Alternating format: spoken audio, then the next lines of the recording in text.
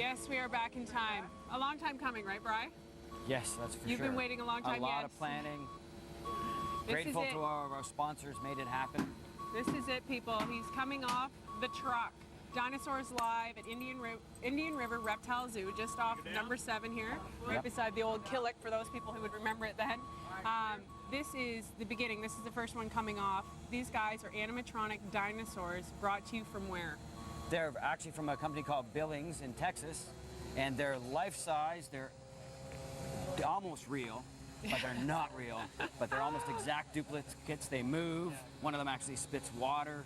There's a life-size T-Rex. They're all life-size. It's going to be one of Peterborough County's biggest attractions this Why did you, or how did this sort of idea come to light? Some zoos in the States have done this before, but this has not been done in Canada with these animals yet.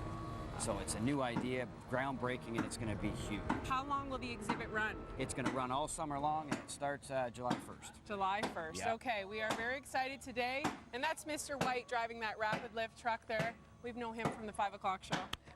Lots of people here today. We're going to talk with the manufacturers from Texas that are here. They're going to be setting it up. They're going to explain the animatronics. We're also going to give a little bit of dinosaur info. I need to brush up on my dinosaur skills. It's been a while, but since grade 2, since I knew all my dinosaur stuff, I'm pretty sure that was a stegosaurus, and that's about all I know. There's a T-Rex too, right? Yes, there is, Yeah.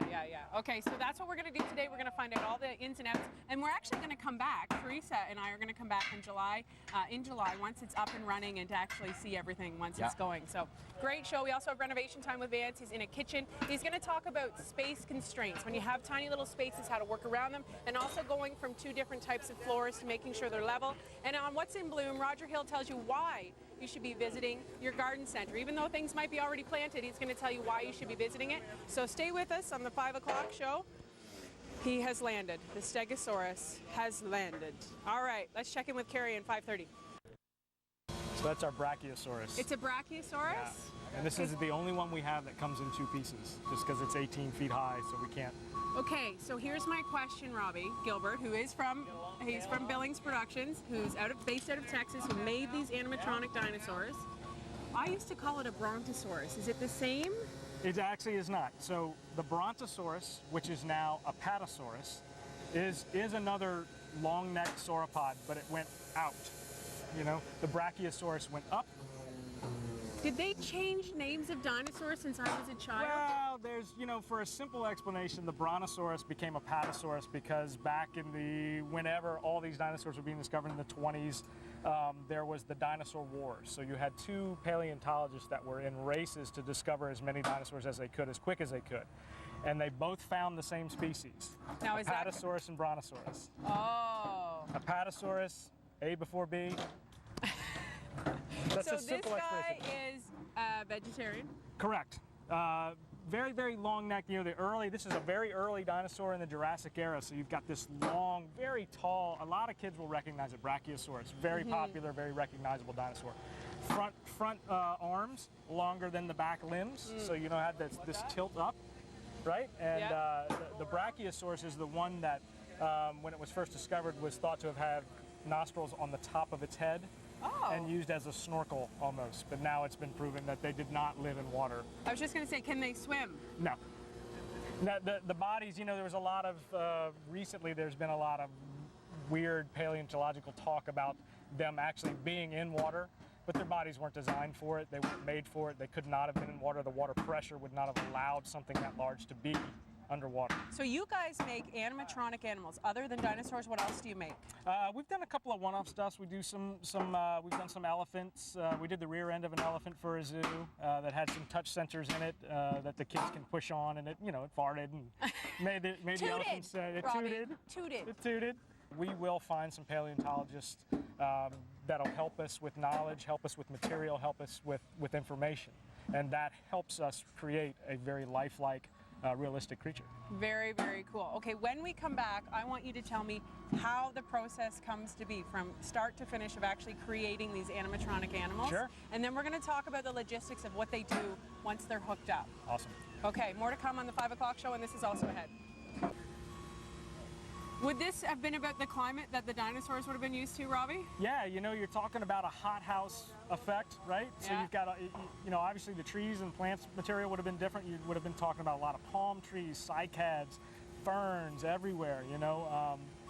But, you know, there have been dinosaurs found on every continent in the world. Wow. You know? And this one is? This is the Edmontonia, Really? right? So you've got a local That's amazing. A local dinosaur. Obviously found in Edmonton? Yes, correct. And tell me a little bit about this dinosaur. So you've got what's called a nodosaur, right?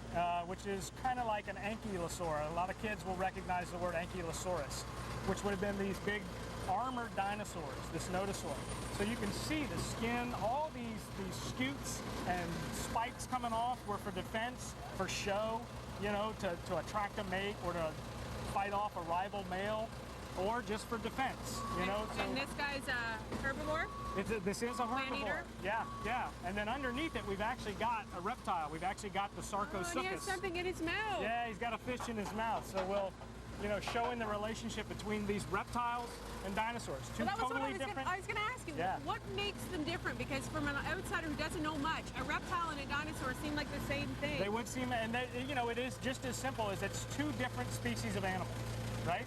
So you've got reptiles and you've got dinosaurs. Dinosaurs evolved through time into modern birds. Reptiles have been the same for 100 million years. Really? Yeah, just smaller in size. Okay, so when you go to make this guy, he's phenomenal and spongy. When I went over to touch one of them, I was surprised. I thought they were going to be all hard, but they're Yeah. spongy. How does the process start? So what we'll actually start with is a small maquette or a small sculpture of what we want to do, right? And we'll talk with a paleontologist. We'll look at our information. We'll gather documents. We'll gather measurements to get a realistic size of a creature. How much would he weigh? Oh, in life? Or this guy? Real this life? actual This one's, you know, animatronic this one? one's roughly about 2,000 pounds. Is it really? Yeah, yeah. Holy moly! So it's, you know, we start with a steel frame. Basically, a good thing for kids to think is it's like a stick man, right? So we've got a steel structure on the inside like a stick figure. And we will put in cylinders. All of our dinosaurs are driven by air. So we have compressors that will force air through hoses into the cylinder to make the movement. So all the dinosaurs are going to have movements. We've got sounds, we've got, you know, head left and right, mouth open, closed, some footwork, tails. That is so cool. What's your favorite one? Oh my gosh.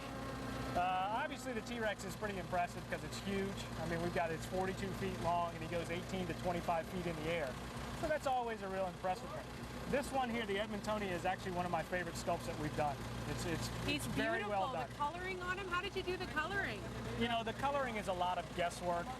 There's only a couple of dinosaurs that they actually know what the color was, and they're very small, feathered, for lack of a better wording, feathered dinosaurs. It's a very primitive proto-feather. It looks more like fur or fuzz.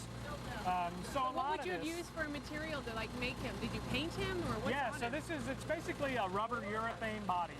Very cool. Yeah. How long did it take you to make him? Oh, it depends on which creature we're talking about. With the Edmontonia, from start to finish, you're looking at roughly 6 to 8 weeks. Wow. Wow. Okay, more to come. We're going to talk about how many are going to be here, when they're set up, and just so much more to talk about. Dinosaurs here at the Indian River Reptile Zoo. So exciting. This is also ahead on the 5 o'clock show. Easy, easy, Edmontonian. Slow, my boy. Slow, my boy. The things you do for television. Yeah, we're dedicated to it. Two bony crests coming off of the head that you can see here. Now, would he hit predators with that? No, it's widely believed that these would have been for show, for showing off to dominance in a group or to Hey, attract ladies, a mate. look at me. Exactly what it's for. So, Look you at know, my double crest. So, eh? yeah. How did you do the eyes? So our eyes are all hand sculpted. We've got them, you can see them, and then they're hand painted as well. So this is Dilophosaurus, right? He looks mean. Another early Jurassic dinosaur, very primitive, but obviously very fast. You can see the long legs, real thin body, so fast, lightweight predator. How many dinosaurs are you going to have on display? So we'll have 7 dinosaurs and 1 reptile, right? So we've got a super croc, a crocodile, so 8 creatures total, one of them being a small baby's nest. Now you are setting them up outside, so obviously they're designed to withstand outdoor temperatures. Yeah, our company, we've designed these to be outdoors anywhere from 3 months to up to a year in some locations that we work with. Here he comes, here he comes. 5,000 pounds, Robbie. 5,000 pounds, 42 feet long, 18 to 25 feet high when he's running. And this is his first trip to Canada. It is, it is. It's our first trip to an accredited zoo in Canada, first trip in Canada, period. And we're happy to be here at Indian River with a Canadian accredited zoo. Very, very cool. Now, when people think of dinosaurs, they definitely do think of the T-Rex. He's kind of the first one, right? Absolutely. Give us some specs on teeth. Oh, just a huge, this is a life-size creature. So, you know, they've found up to a dozen mostly full skeletons of T-Rex, right? Where did they find them? A lot in Montana, Utah, Colorado, Wyoming. So this creature is a full-size adult T-Rex, you know, 42 feet long. Wow. Huge, huge mouth. You can see the size of the head and the skull and these massive, massive teeth for crushing everything. You know, when you think of these large predators, there are other similar sized creatures found on other continents and stuff. But the T-Rex is the only one so far with these huge bone-crushing teeth. Kind of like a hyena. If you think of a lion and a hyena, right? Hyena's got these massive, powerful jaws that ate everything. And that's what the T-Rex is. Unbelievable. So much to see, so much to do here at Indian River Reptile Zoo. Thank you, Brian. Thank you. June 29th, June 30th to September 3rd. You're going to want to come here. You're going to want to see this exhibit. It's incredible. Just off Highway 7 out towards Norwood. And you wouldn't believe the amount of work it's taken to get these dinosaurs off the truck. So you're going to be here for the next few days setting up and getting them all ready to go for the public to come and enjoy. Absolutely. What a great thing. You don't need to leave anywhere this summer, folks. Just come on out to Indian River Reptile Zoo and check out dinosaurs.